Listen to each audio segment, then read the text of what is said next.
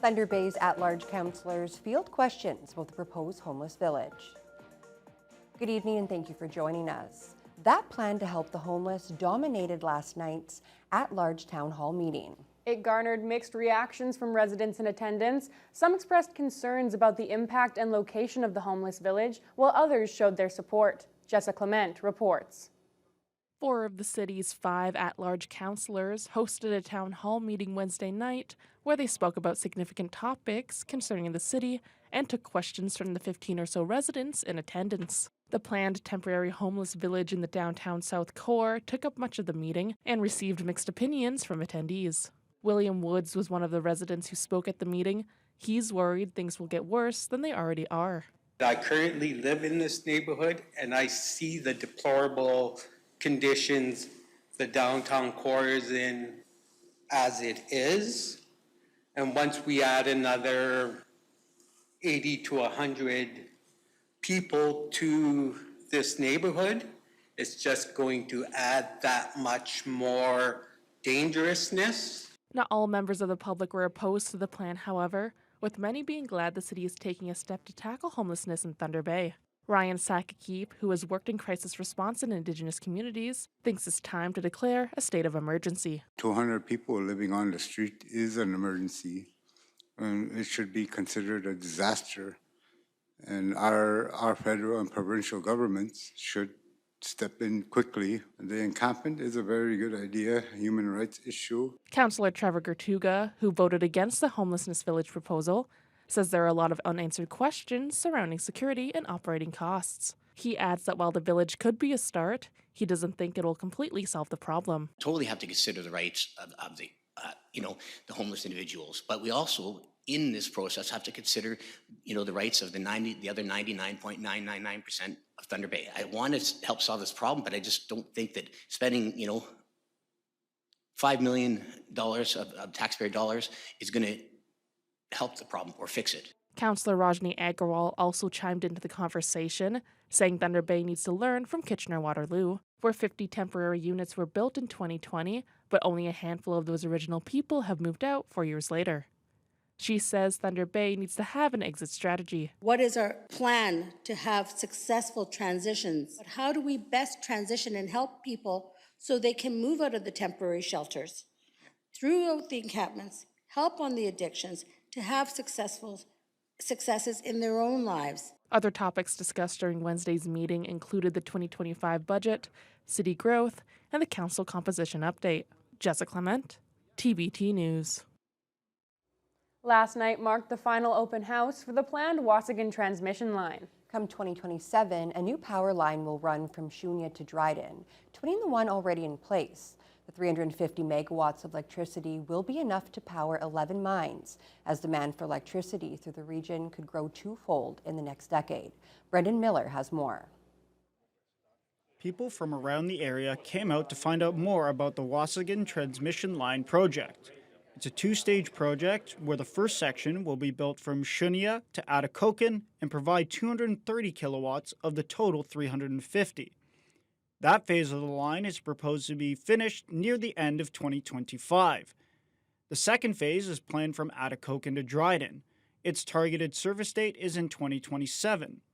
Sunny Karanakaran, the VP of Strategic Partnerships, gave some information on how Hydro One worked with community members about location and how the line will be constructed. We've received all sorts of feedback because the way we actually learn how we should actually construct a project, the preferences that communities have and so forth, comes through from that actual feedback. So we take that into account and we make decisions on how we are going to actually build things based on what we hear from people.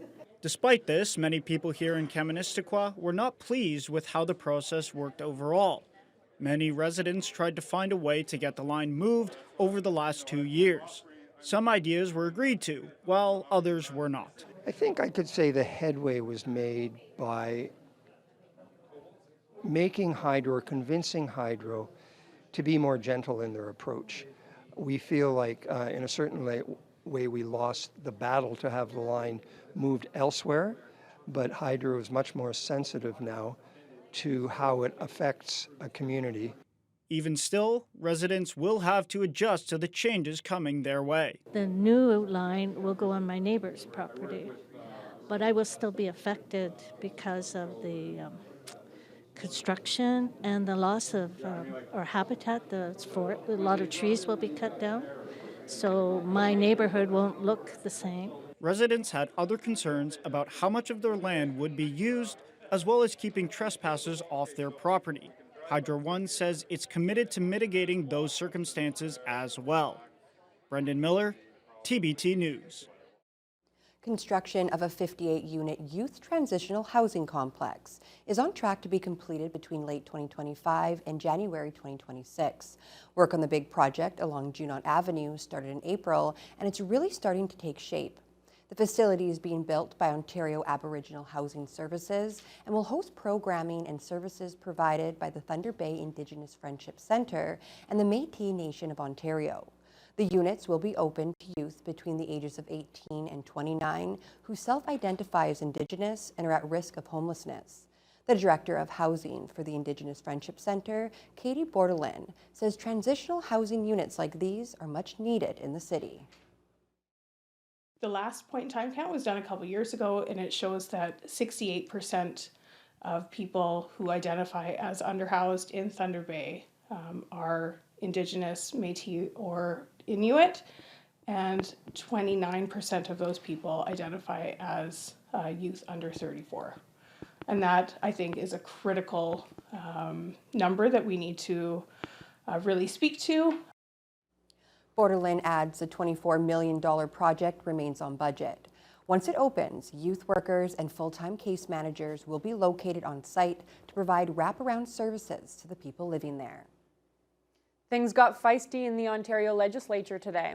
The opposition pounced on the Ford government over a dramatically reduced housing target in yesterday's fall economic statement. But as CTV's Siobhan Morris tells us, the province puts the blame on Ottawa. It's getting increasingly noisy in here. A raucous question period the day after the government shared its fall economic statement, one that dramatically reduces expectations for how many homes will be built the next few years. 6 years wasted. Task force recommendations ignored. Speaker, when will this premier finally say yes to making housing more affordable? The Minister of Housing puts the blame on the federal government. Before the rapid increase in interest rates that were brought on by the high inflation policies of the Liberal and NDP coalition in Ottawa, we were building more homes than ever before. Then a challenge from the opposition leader. In the words of the great Eminem, will the real premier of Ontario please stand up? Please stand up. A feisty Doug Ford took Marit Stiles to task for voting against measures to increase housing density near transit stations. So you may have to read your book again. You voted against making sure we did the BFF Building Faster Fund. The premier building up towers of beer at an Etobicoke Costco this morning. It's one of the more than 400 new big box stores now selling alcohol, the final phase of the province's booze liberalization plan. The province admitted yesterday the plan is part of the reason LCBO revenues are expected to be down the next 2 years. Siobhan Morris, CTV News. Community Clothing Assistance has launched this year's Undercover Project, and after successfully helping over 1,500 children in need last year, they hope 2024 will be even better. The CCA is looking for brand new pairs of children's socks and underwear and any other donations. The goal of the Undercover Project is to combat poverty, create better hygiene, and boost children's self-confidence. Cash or checks are also welcomed. Donors can drop by the CCA office on May Street or use the donation boxes located at various businesses throughout the city until November 18th. The collection period at CCA wraps up on December 17th. This year, over 50 businesses are helping us. So if you'll go to our website and you can see the bins which are being placed all over the town, for example, like Walmart, Circle Case, there are Undercover Project bins placed. So if anyone wants to donate and live really far from our CCA office, they can directly see one of the store which is nearby and go directly donate there. And you can find the store details either through our Facebook page or our website, which is www.clothingassistance.com.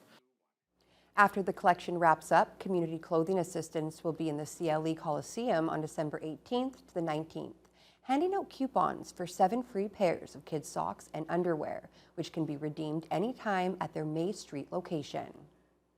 Local seniors gathered in their best costumes today to participate in age-friendly Thunder Bay's Halloween Older Adult Health Fair. Attendees came to the Oliver Road Community Center to hear from the presenters, enjoy some light refreshments, and win prizes for their costumes. Jaden Billick reports. The District Health Unit, in collaboration with Age Friendly Thunder Bay, invited 4 presenters covering topics ranging from fall prevention to dental programs and elder abuse prevention. Multiple booths from many health agencies in the city were set up with extra information for the seniors to take home with them. Age-Friendly Vice Chair Donna Nagy says they had a great response from the attendees. The Age-Friendly Thunder Bay and Thunder Bay District Health Unit wanted to have something unique, something very personal. We know that the other venues in town do a market idea, but we wanted to specifically hone in on health issues that are going to affect or be very important to seniors, especially coming up into the fall. Tai Chi Master Peng Yu was one of those presenting on this day, sharing his thoughts about quality of life against aging. He demonstrated his own expertise in a fun and engaging way, detailing simple exercises and routines to keep active for those who may have physical issues. He says one thing to keep in mind as people get older is to keep a good attitude. So I show them some exercise I created, like a counting, hand exercise, and writing, and standing up, rotate your knees, and dry cleaning. I call dry cleaning, Thunder Bay dry cleaning, rubbing. And very important part, laughing. Be happy, happier. 4G strategy, good attitude, good appetite, good sleep, and good luck. Those in attendance say they not only enjoyed showing off their Halloween costumes, but learning tips to keep them safe against falling, scammers, and sickness, which they'll carry with them for many years.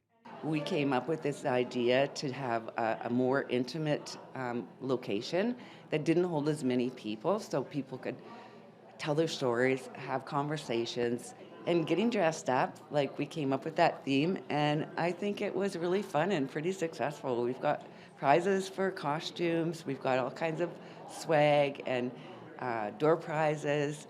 Organizers say these kinds of events are to support and embrace wisdom of all seniors in an engaging way. Jaden Billick, TBT News. Well, Halloween has arrived, and you know what that means. Turn on your front porch lights and stock up your candy bowls. The kids at CD House School kicked off the day in style with their annual Halloween parade this morning. The students couldn't contain their excitement as they showcased their costumes to other students and parents at the parade. From firefighters to ghosts to superheroes, these students were extremely creative with their get-ups this year. I've been here for 6 years, and this is something that we've been doing at CD Howe long before I came here as a teacher. And it's just really fun to get the school community together, all ages, all abilities, and just have a great time together. I like seeing all my friends in their costumes. They have really creative ideas. The costumes. Yeah, probably getting to see everyone else's costumes. We do movies, we do haunted classrooms. I don't know, it's really fun. Happy Halloween! It was definitely a fun event, and many other schools around the city held their own parades and Halloween events today. The students at CD Howe all say they're looking forward to going trick-or-treating tonight and collecting all those Halloween goodies. Haunted houses are commonplace on Halloween, but there aren't a lot of haunted bakeries.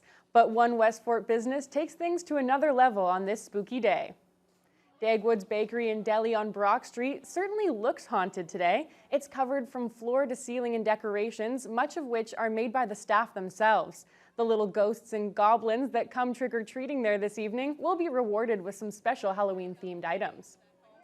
I'm a huge fan of Halloween, and I find that I want to bring something back to the community also, so I utilize Halloween to do so, and I think it's just bringing a little joy to everybody. Widla loves seeing all the kids dressed up in their costumes. Be sure to stop by on your trick-or-treating route. Dagwoods is open until 8 o'clock this evening. Thunder Bay's most voted for spooky house has won a cash prize as part of the Monster Map contest put on by Rock 94 and 91.5 CKPR. Dozens of houses were entered in the online contest to choose Thunder Bay's best Halloween decor. The winner this year is located at 238 Trinity Crescent in Northwood. Garvin Quinnell and his family took home the $500 prize after getting the most votes. Their neighbor on Trinity Crescent won last year, and they've been helping each other up their ante for this Halloween. Radio hosts from Rock 94 and CKPR presented the check last night, and Quinnell was very proud to take the win. It's a good feeling. I like winning that after putting everything up actually gets noticed, and not just by me, everyone else like driving by and seeing the house, it makes everyone like have a laugh or smile, and it's good to know. So we had a whole bunch of houses as far away as Lappy register on our Monster Map, and you can take a tour. I actually did the tour with my family last night, checked them all out, then we wanted people to vote. House with the most votes wins a cash prize, and that was Garvin here tonight on Trinity Crescent. As Ted said there, you can find all the best Halloween houses by going to Rock 94 and CKPR Monster Map website. Well, it'll certainly be exciting to tour the town with all those awesome haunted houses. But I have to say, we're going to need some help from our trusty Mother Nature to tell us what we should be dressed in as we walk about this evening. It's cold out there. It's very, very cold. At least you as say it is so the time. magically. Yeah. Yes. Oh, yes. Yes, today we started the day at -2. We warmed up all the way to 4 Celsius. So if you are going out trick-or-treating with the little ones, get yourself a Tim's cup to follow them because you're going to need it. It was mostly cloudy skies, a little bit windy at times, up to 38 kilometers per hour from the northeast. And across the region, overnight temperatures were quite cool. Today, we've had the majority of the system that a lot of people have been worried about travel mostly south of us. Lake Superior keeping much of it away, but Thunder Bay just on the edge of it. Eastern shores of Lake Superior being nailed, and then to the north, well, it's just cold, but at least it has been dry. Now at this hour, temperatures are holding on very tightly to above freezing temperatures in most areas. Marathon being the one outlier at this time at -4. But let's start west to east. On the plus side in Red Lake, they're at 2 under mostly cloudy skies. Sioux Lookout 1, even Pickle Lake is sitting on the freezing mark, as is Upsala and Greenstone under cloudy skies. Fort Frances, loads of sunshine at 4. 2 through Dryden, Atikokan, Nipigon, and then on the eastern shores, Sault Ste. Marie, they are currently mostly cloudy skies. They had rain most of the day. This afternoon, it's been a little bit more hit and miss, but temperatures have been falling all day. Remember, yesterday, they were in the low 20s. Today, they have continued to fall, started out at around 11 Celsius. They're currently down to 7, but still the hot spot in the region. Now, for tonight, this is what you've got to keep an eye on for your ghosts, goblins, and whoever else happens to be wandering the streets. -7 will be the low. It's going to take a little while to get there, but this evening we've got periods of rain and snow mixed, and that's because temperatures are going to be hovering pretty close to the freezing mark. Not quite there this evening, but getting there, and winds will be a little bit gusty from the north, 20 to 40 kilometers per hour. Now, as I said, most of this system has been tracking south of Thunder Bay through Lake Superior. So after this system moves out, things are actually looking fairly dry for the systems that follow. But those cool temperatures are going to stick around for at least another day or so. Good news is we might have a little bit of a warm-up heading into the weekend of next week. A little bit. Okay. That's good to hear. You know, that's good to hear. That's the treat at That's the the end of treat the I was going to trick. say of the Yeah. trick, because Mother Nature, you're tricking us a little bit here with this snow and rain mix. You know, we'll take it though. Hey, it's Halloween in Thunder Bay. Exactly. If you don't have a coat, what do you have? Exactly. Thank you so much, Fiona. Well, when we come back, the loonie has dipped to the lowest level that we've seen in years. We're going to let you know what that means for Canadians and why it's happening right after the break.